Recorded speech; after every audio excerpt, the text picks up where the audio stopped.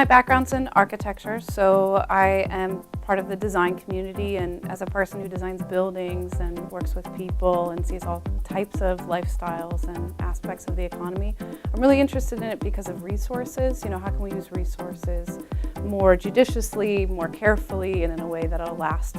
And so I want to be a real advocate for that, because I feel like designers a lot of times get a bad rap because it's thought that we're just into aesthetics, which of course is not the case. I mean, we advocate for using resources in a way that's sustainable and wise, and I want to get out in front of that.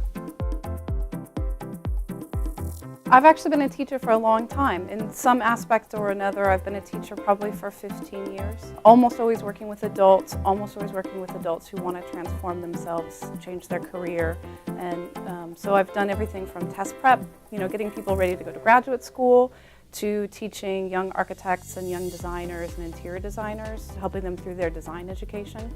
So this is kind of the next step. It's like a crossover. You know, I'm helping people with their career goals, and I'm helping people with their design aspirations. It's kind of the two things at once. So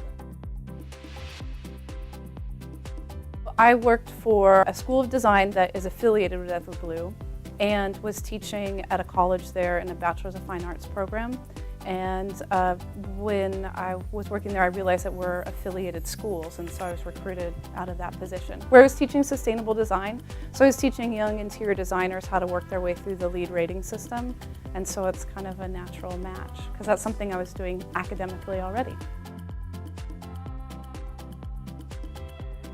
Well, for me, you know, I have worked for a long time as a teacher and worked for a long time as a designer.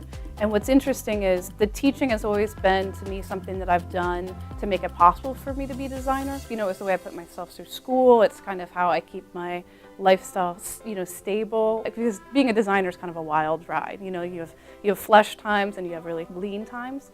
And so what's interesting is I always thought that the teaching was in service of my design pursuits, but now I'm realizing actually that the thing that I've always been doing, which is teaching, is actually a bigger part of my life than I realized. And so it's exciting to me to be able to bring those two things together, and I think over the next 5 years, the teaching part of my life could become more of a bigger part of it, could blossom even more, especially when it's allied with the other things I've been doing.